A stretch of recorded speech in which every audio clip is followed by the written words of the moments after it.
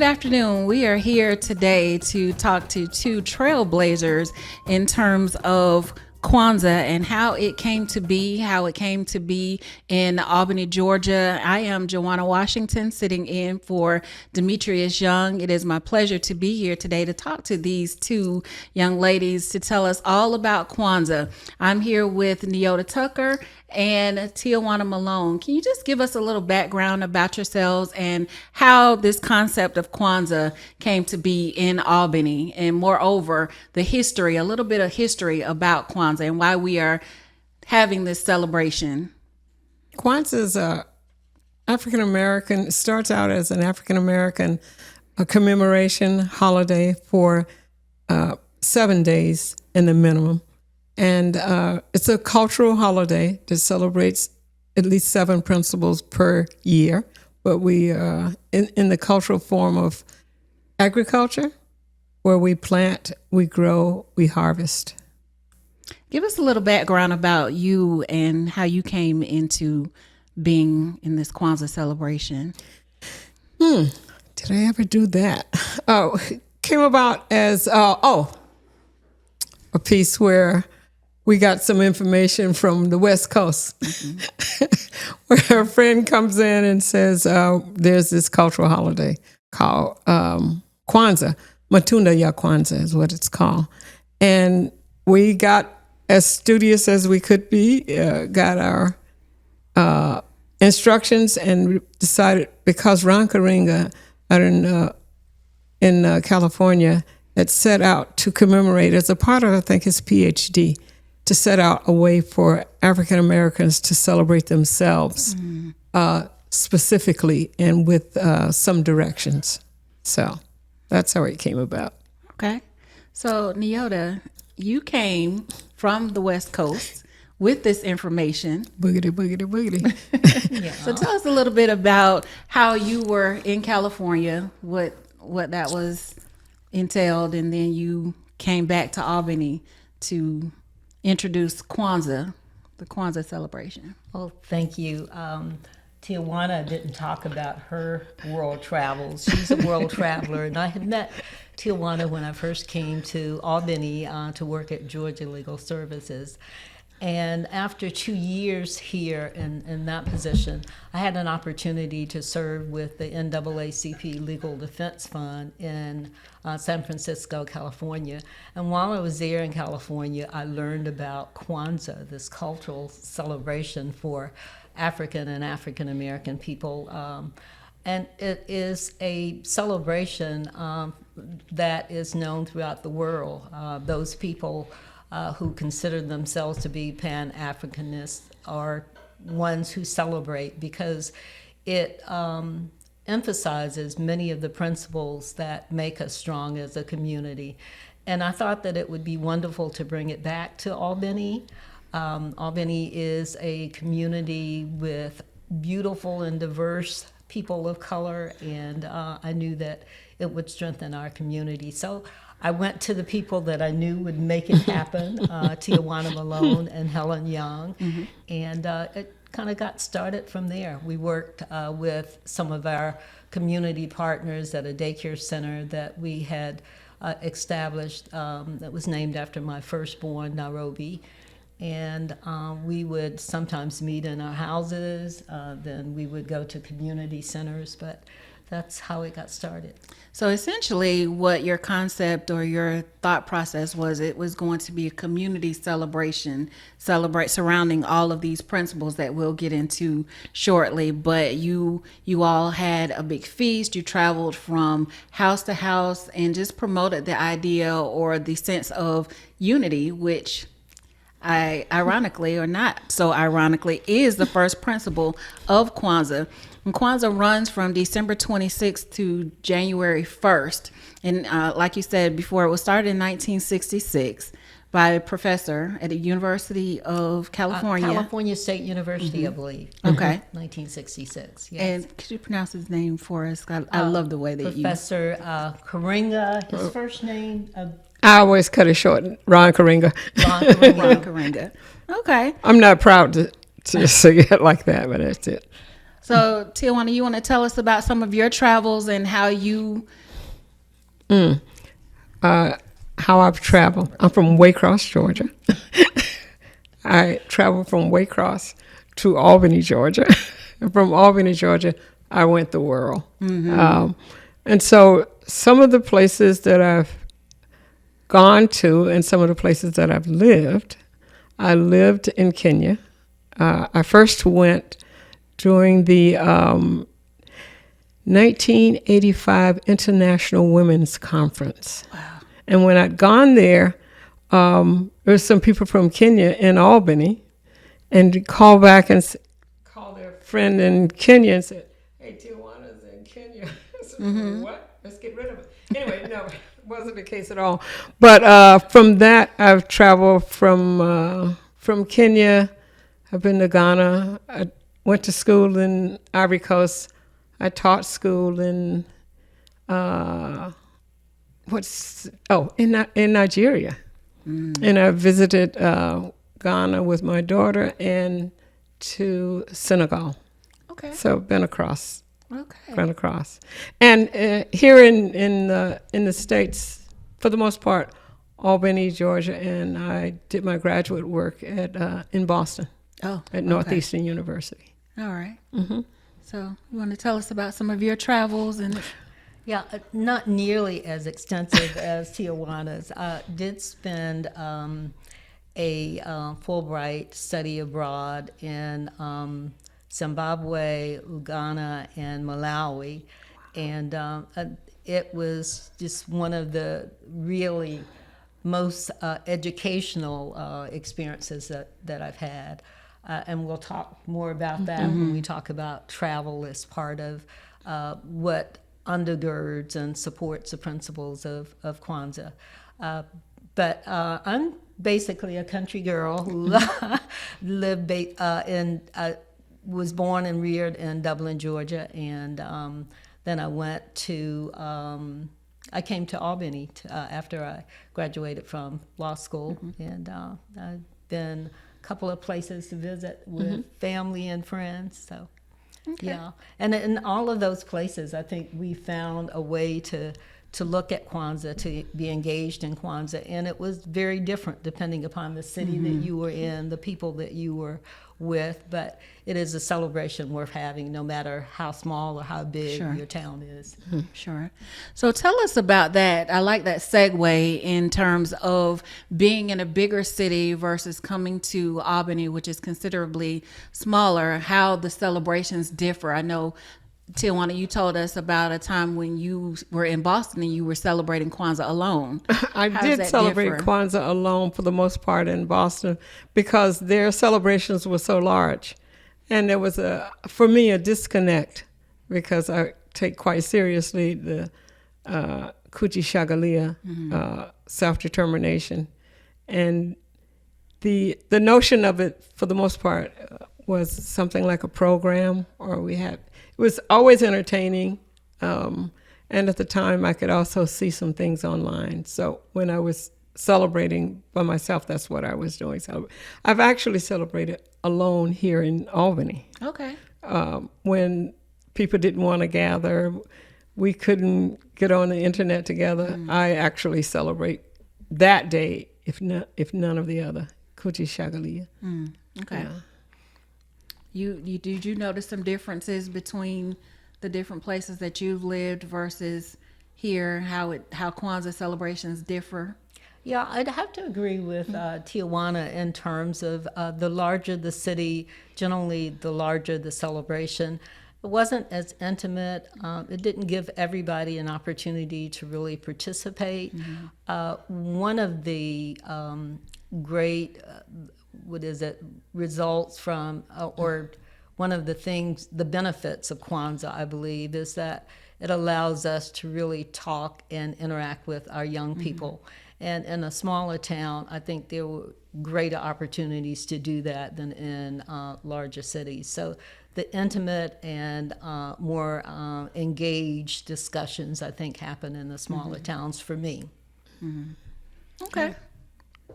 Did you want to piggyback off of that? I piggyback off that. Okay.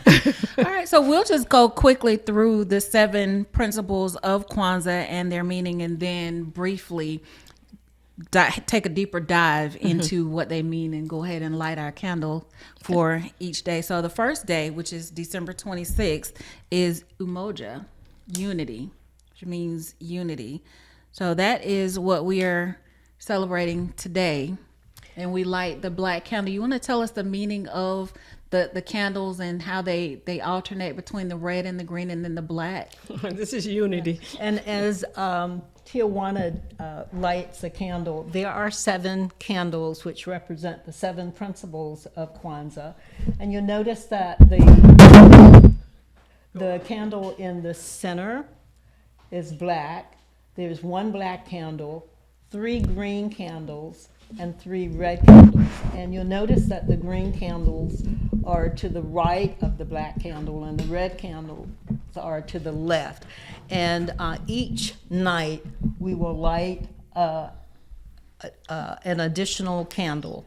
And the candle in the center, of course, will end up much shorter because it will actually be lit throughout the entire 7-day process. So we alternate from the center, then we move to the left, and then to the right. And we are moving towards the middle candle, which is unity, which is our goal. That unity of the community is our goal. Okay. And what's the significance of the colors for the candles? Red, black, and green. Red is for the blood of the communion or the kinship that we have among ourselves. And it also has the linear piece of you are of that blood. Your ancestors are of that blood. So you're matriculating for the most part in that way. The green? Green, yeah. The green really represents our future. It represents our harvest. It represents those things that we target, those things that we want to accomplish. So our future, our goals, the harvest of our labor, the green represents. And the black people, and the black represents our kinship with one another. Not necessarily the kinship that we were very familiar with, but the global kinship wherein we find ourselves aligned with the folk who kind of look like us, who celebrate like us, who have their actual living culture like us. Yeah, the same experiences that we have had that bind us together as a people. And would you say it also centers us or grounds us in our place in the world, or where we fit into the larger piece or this global society that we have found ourselves navigating definitely. through? Yes, definitely. I can tell you, you can go in some places, and particularly like in Boston, where you don't see anyone, and then you will see someone who is doing something like you, and they look familiar to you. You don't know them, but you know them. So an ownership of that kind of thing is really important when you're waiting to see where the black people at. Okay. So what are some activities that we can look to do or to strengthen our unity in community with each other? Okay, so let's go through the principles. Unity. What we align ourselves with is who wants to get together to celebrate food, discussions, reading, writing, those kinds of things. That unity binds us or allows us to be connected through the common interpretation of some of those activities. That's what unity does for me. And without that unity, many of the goals, many of the things that keep our communities healthy and strong, we could not accomplish. So we talk about the coming together of individuals, even though we are like-minded, we've had similar experiences. We come from the same bloodlines, essentially. There are differences, and there are different approaches and differences of philosophy, but unity says that if we are to accomplish these things, then we have to come together. Yeah, establishing the village. Yes, yes. Which brings us to day 2. Today, too. Watch this. Watch Day me do 2. it a little better. Today, you want to come help me? All right. So we are talking about day 2, which is December 27th, Kuji Chagalia, Kuji Chagalia, which is self-determination. And as we light the red candle, we're going to light the red candle for day 2, Kuji Chagalia. Thank you. Wonderful. Let's talk about some of the concepts of self-determination and how that plays a part in the Kwanzaa celebration. You know, it starts with the individual, and if we are strong, if what we bring to the table enhances the larger community, then the community is going to be stronger. So there are certain things that we have to do as individuals, and the second day of Kwanzaa really emphasizes that we are the masters of our soul. We have to make decisions. We have to engage in activities that will make us stronger so that we can be part of that healthy and happy community. So self-determination is part of that. And I think it's really important as we talk to our young people, because often they feel that, you know, they have no control over what happens to them, what they can do. There's a lot that they can do, and we try to instill that in them. T, you want to talk about some of the activities or Self-determination. For the most part, one of the activities that was a part of the original work was to make sure that for everything you harvest, you had to save a seed or a start from it, so that it would enhance your thinking about what you want to harvest moving forward.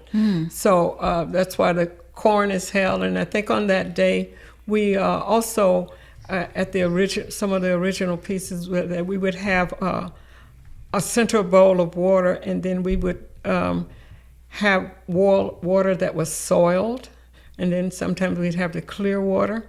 And the process, as I recall, is that we would pour both in a bowl, in the same bowl, and understanding that what we amalgamate here is based on, it comes from all of us. And we have to be determined for self how we regulate that, how we get to live that, how we get to expound on or expand on that. So the self-determination is personal, and it's community, and it's family. Yeah, it moves up through. I know you were saying when we were talking before about how it's centered around our youth, and we can, if someone, for instance, if one of our children were saying they wanted to learn how to play the piano, and then you would come back and say how the piano lessons are going. But what you also helped me to realize was that they know that they have a village and that we're watching them. But what you said to me was, and that they're watching us as well. Absolutely. So what we do and what we are doing and how we set out in the world, someone is always watching us as well. Emulating in some kind of way. And so we have to be mindful of how we appear on the world. Yeah. That was Kuji Chagalia. Day 2.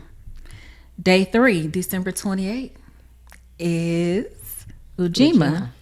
Collective work and responsibility.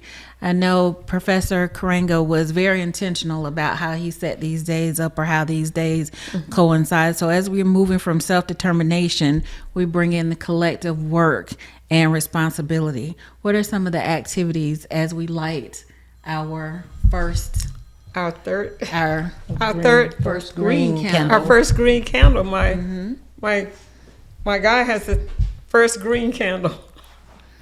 This is my grandson, Olatunde Olokun. He's actually Yoruba. Okay. What does that mean in The people of Yoruba. He's Yoruba. You have what are the other? I'm moving away from tribes. Okay, but he's Yoruba, and his name means what is Olatunde means what? Return of the King. Return of the King. Oh, I love it. Ashe. I love that. I love it. Yeah. So as we celebrate Ujima, our collective work and responsibilities.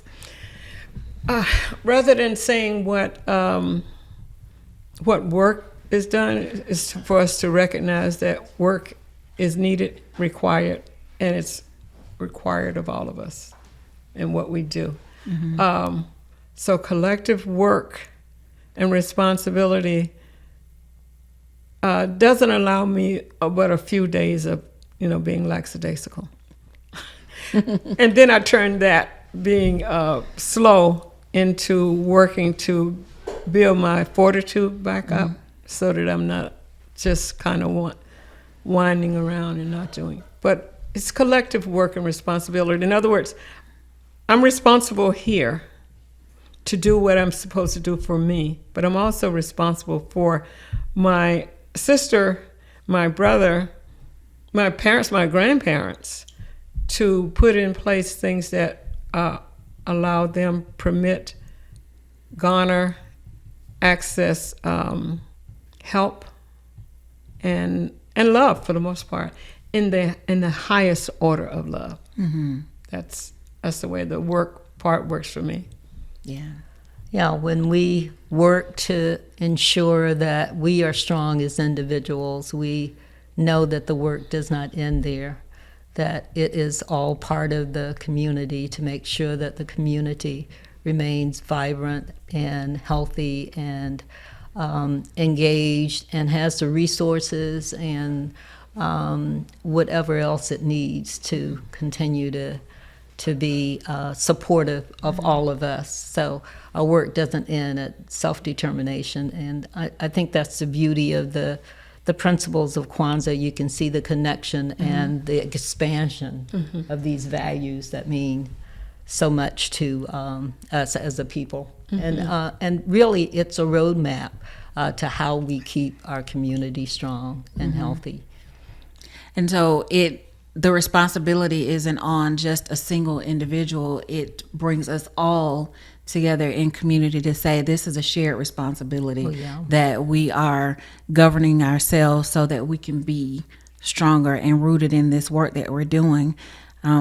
It's so important and vital to our existence. And when we pour into not just ourselves, but into the generations that are coming behind us to make sure that they're strong and vibrant, to make sure that this work continues to get done and that these traditions and these values, our value systems, are passed down. I know that I was sharing before that these concepts, although they bring a name to it, I do a vision board every year, which looking back throughout the year, we were talking about how these concepts should be practiced all year. And when you get to the end of the year, this purpose, this self-determination, what did you do? What did you accomplish on your vision board? Or what did you bring forth into this unity? How were you more united or connected with the things that you said you were going to do? Which, again, brings clarity, number one, and then it gives us like you said, a roadmap as to which way we need to go. Because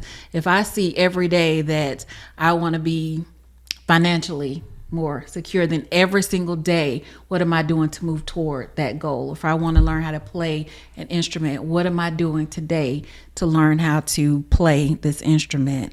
Which brings us to our next candle. Day 4.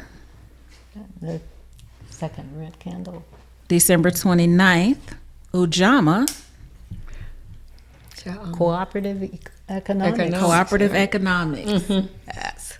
And we've heard a lot about this lately. Oh, yeah. And I know that Do it.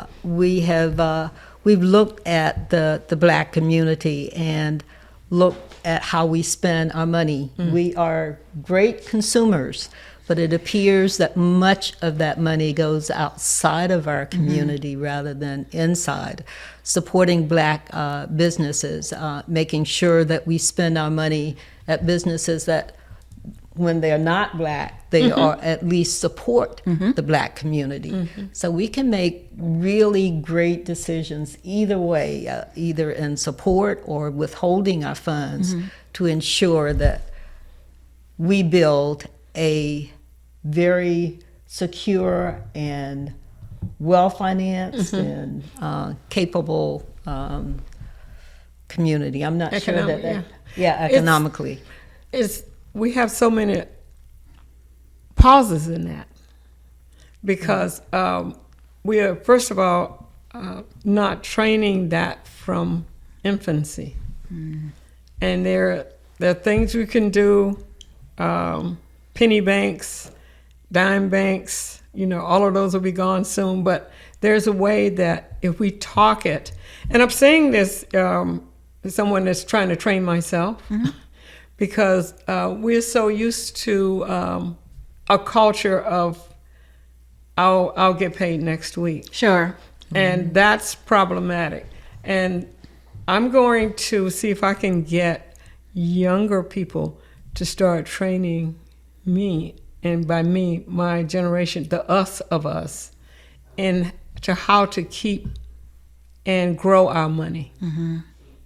So that's a big deal for me, moving toward this planting of seeds for this next Kwanzaa's harvest, is to start thinking and learning how to read. And when I say read our family, read our finances, read things to figure out if we have money, that the money doesn't have to go away. How to build generational wealth. And that's a big deal for you. So if you share some of that, what you think about that. How to build generational wealth, or how we come about, or just to retrain our mind on how we think about money. And dare I say, when we have the stigma in the Black community, if I have a child and he already has utilities in his name, no way, I'm ruining his credit before he even gets started, right? So how do we rethink or reimagine how we build this generational wealth, and how do I put up money for my children's children? Because it's not just for me. I need to leave something for them to be able to build on. And I think that concept sometimes is lost on us because we haven't been trained in the way of building this wealth that we are desiring to have, and not just in our funds, but in our knowledge as well. If I tell my children, I can't tell my children that you need to go to school if I've never been. I can't take them where I've never been. So when I stand in front of my children that are looking at me and say, you need to go to school because that's going to build your economic capital, I know this isn't something that I heard. This is what I know because I've been there. I've traveled down that road before. And we also have to figure out how to demonstrate that rather than just kind of teach it. I'm saying that for me, how to demonstrate how to hold on to it. One of the things that when I was successful in saving some things, I was act like I had already spent it. And actually I'd accumulated a lot more than I thought. It was like, okay, I could go out here and I can spend $25 for a salad. I could just go eat some of those and put the $25 away. And it was amazing, the smallness and how quickly it grew. We have it in our accounts and that whole thing, but there are some small ways that we can grow some things as well.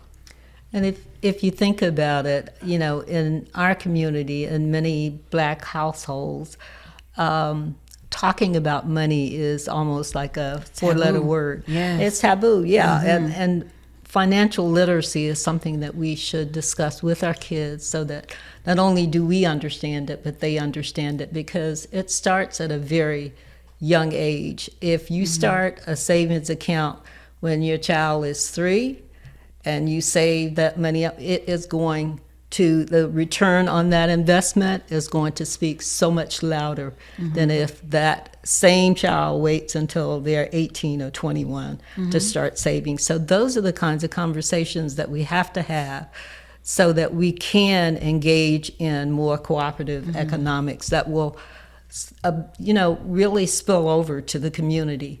When we are strong as individuals, we understand financial literacy. We understand those things that are going to make us the wealth that we need to survive. Then that's what we need to do. And knowing that we have choices. Yeah. And, when we're able to give from our overflow, not from our cup is already not full. But then when we're giving from our overflow, we know that we'll be able to sustain, and then we'll be able to choose how we strategically spend our money and who we spend it with, to say, well, we're not going to spend our money in this place because you don't support the concepts and ideals that we are aligned with. And then it speaks volumes to say, we may want to change, how we think about things or what we're targeting as we move into December 30th, which is day 5, which I think is, how many of us know about NIA and purpose, or do you know a NIA? I know a couple.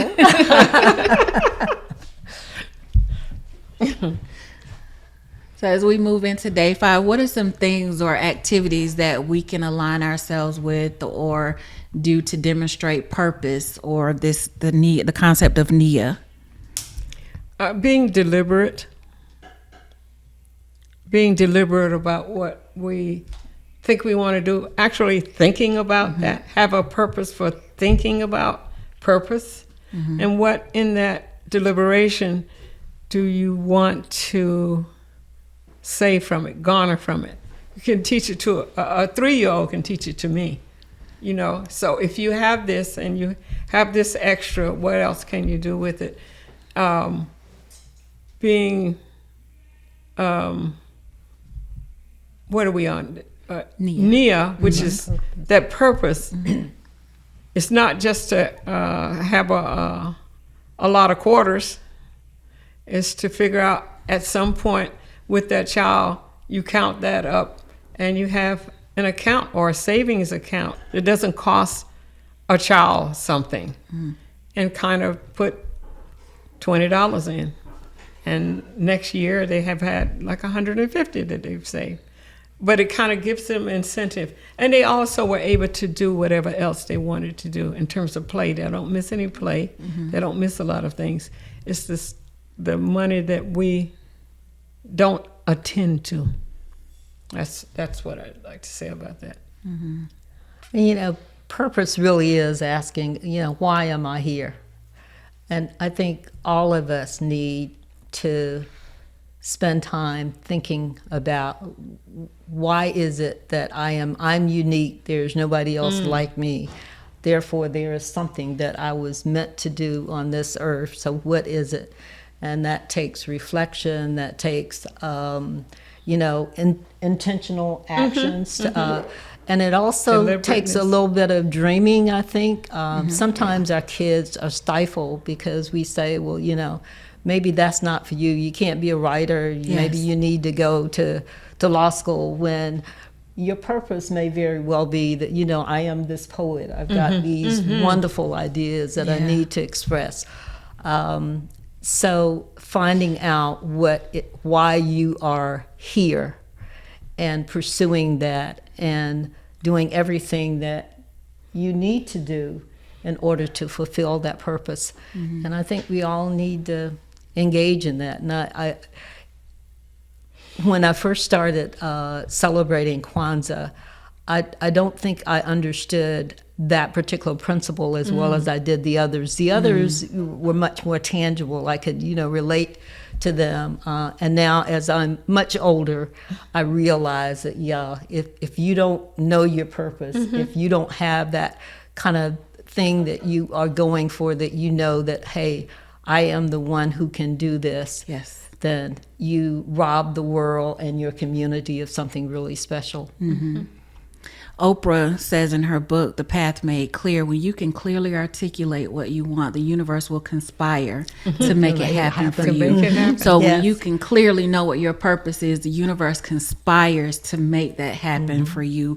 We think about the Nikki Giovanni's or the Nikki Giovanni who came to this world, and with her beautiful words, she knew that was her purpose, to gift us with that. And each one of us in our own unique place in this world, why are we here? And we can clearly articulate that or come into the self-actualization of why we're here, then we move according to that, in that direction. And the universe, everything is put in our path to make that happen for us. This self-actualization thing is really, really key. And understanding that in your core. Yes. Yeah. I am this at my core. And it doesn't even seem like work because No. you've got this passion. You No. know this is where you're supposed to be. And you can be your best self. Absolutely. When you know that, when you're moving according to your purpose, you know that every morning when you wake up, things will align for you to operate in your purpose and how you came to be in this You have world. to get a fan me down. All right, I love it. I love this conversation. And as we move into December 31st, which is day 6, Kuumba, creativity. Creativity. How do we use our creativity to harness all of these other concepts of Kwanzaa?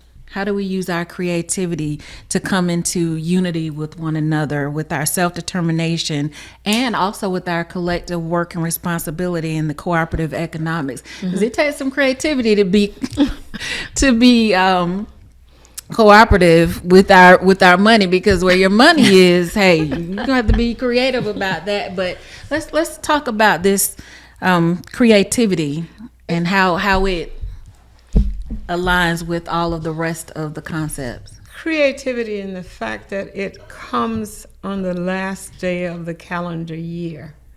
We used to always compare what's happening on the calendar and how does it end up. So creativity is whatever you do it and support that being done.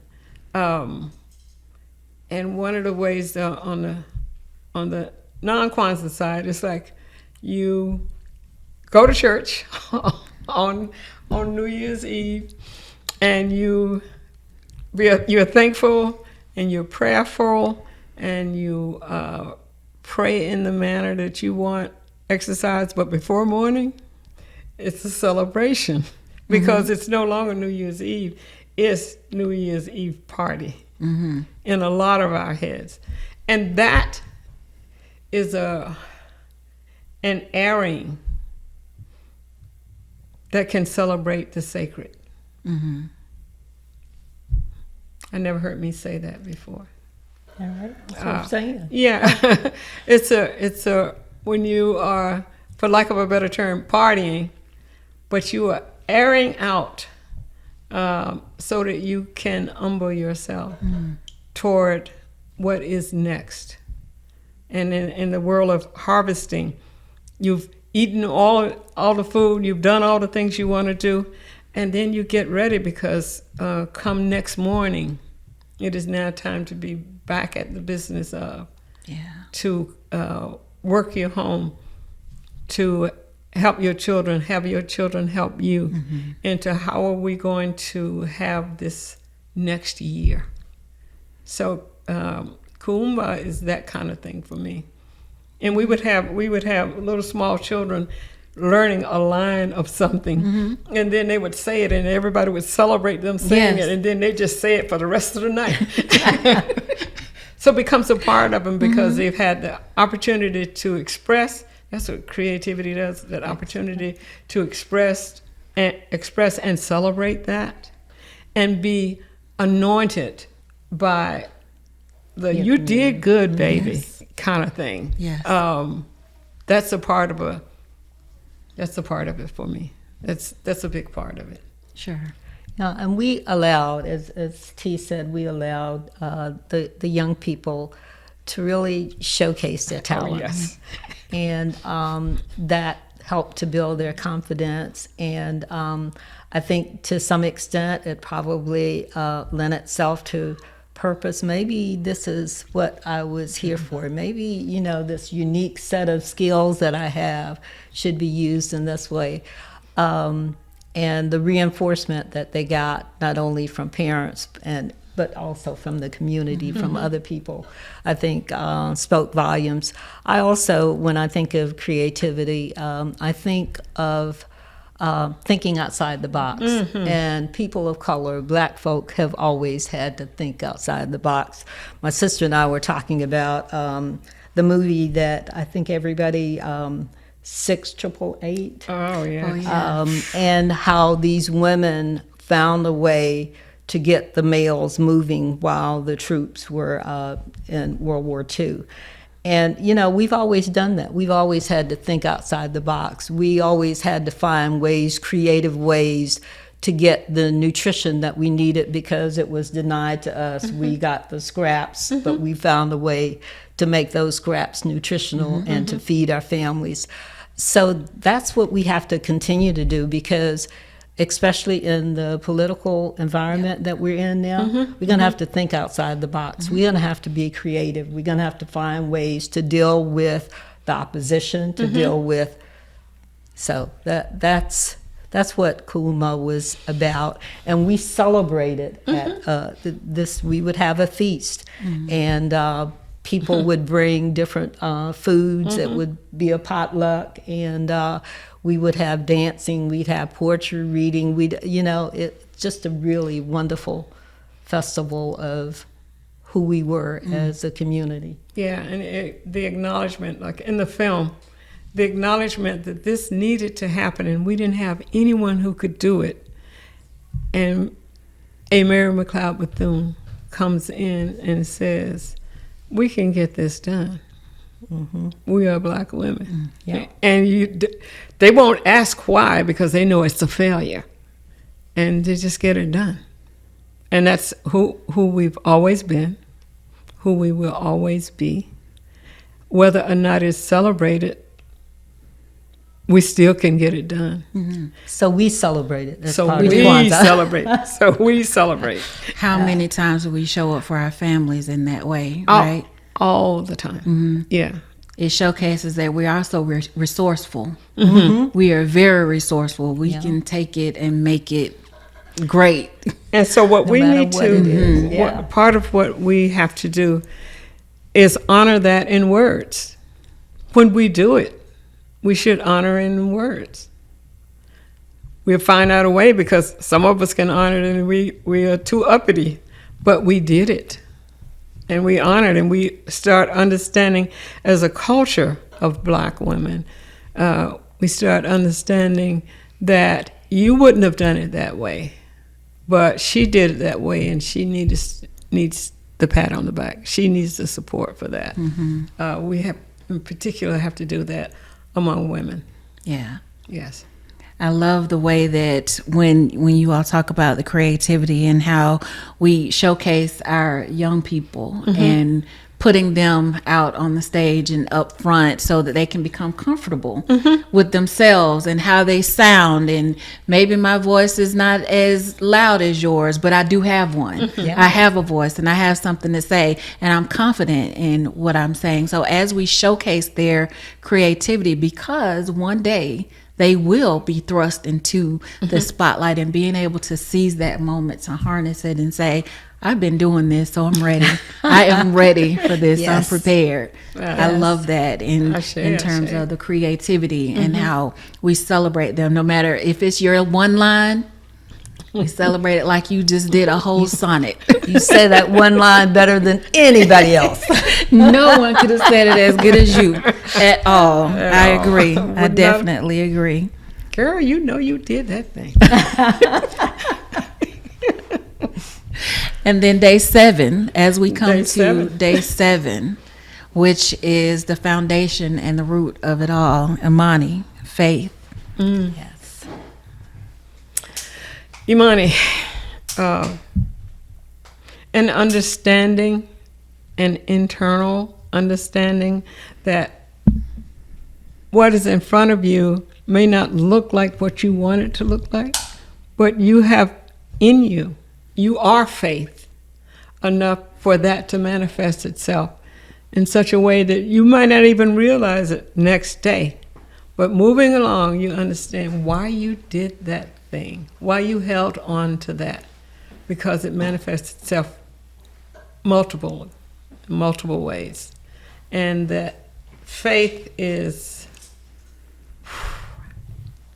it. Yeah. Faith is it. All the things you've thought about doing it, I don't know how I was going to get that done. You could actually leave some things for 20 years and it'll show up brand new because you had an internal faith. Mm-hmm. Yeah, faith is incredible. Yeah, it's the intangible that holds all of the other things together, because you've got to keep believing.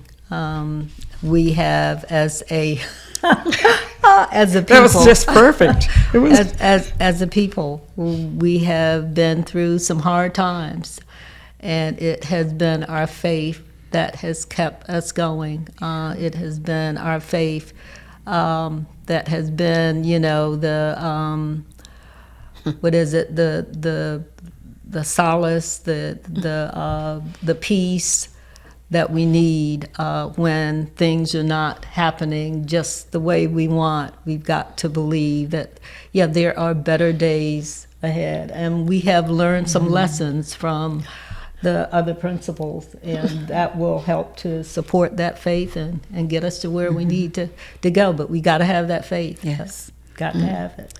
And I say the faith of the Kamala Harris Brigade. Brigade. Yeah. It was as comparable to the 6888. That kind of work is comparable to that. So faith is what ties it all together for us. Faith, and what's the other part of that language? Faith, but work. Faith without works. Faith without work is what? Dead. It's not. That's the word. That's it. Faith without work. It's good. So let's tie this all together for the people that may be watching us, and just bring it back full circle. Kwanzaa, the celebration of community, of all of us coming together to bring our talents to help make everybody better. And how does it tie back into what we're doing here in Albany, Georgia? How can we continue to spread the word? I know that you said earlier it's a year-long celebration. It's just it's not just about these 7 days. Oh, no. These we're introducing the concepts that we carry with us. Oh, yeah, very much so. It is something that we should carry throughout the year. And what I love about what's happening in Albany now is that we are promoting Kwanzaa, and we're celebrating as a community, and we're talking about these concepts. If you're not aware, then it's hard, it's impossible for you to actually practice these things. And we're bringing it to the community, and we're making sure that people have an opportunity to be part of it. So I am just thrilled that that is happening. We started off very small and families that got together, and now I think we are Global. taking it full circle and expanding it so that the whole community can be part of it. So I think it's wonderful. Yeah, it was mimicking harvest festivals in the Caribbean. It was mimicking other kinds of festivals all over the world. But for the most part, everybody's now Kwanzaa, because you've gotten your thing, you've harvested, and this is the I'm gonna see if I can take this leap. African Americans have been tried on our own land, perhaps more than some of the. Let me not make that statement. Go ahead, just say it. We are a powerful people, And we need to regale that we are powerful people. Even when we're crying, even when we're hurting, we just need to regale that we are powerful people. And Kwanzaa says it all. Even when we don't make that immediate goal and we fall and we falter, we know that these principles are going to get us to where we need to get as a community. And it is all about the harvest. If we put to practice these principles, we will be able to bring in the harvest, to bring in the fruits of our labor. And that's hopefully what we... The practice of collecting seeds all week. And there are lots of people that celebrate on January 1st. But the responsibility, according to these dictates, is that you harvest, and on day one, you have all the seeds that you need to build your next year, or whatever calendar that fits into. And so that's the important thing, is that you're taking that rest. You don't have all the answers, but you can be still and the answers will come to you because you've asked for them. Thank you. Thank you. So there you have it. We have Kwanzaa explained from how it came to Albany to where we are now, and the hope for where it's going, not just for the physical harvest, but those intangible things that we need as well to bring about a change in ourselves and collectively in our community. It's a holiday, come on, celebrate and rejoice. It's Kwanzaa, spreading unity in our family.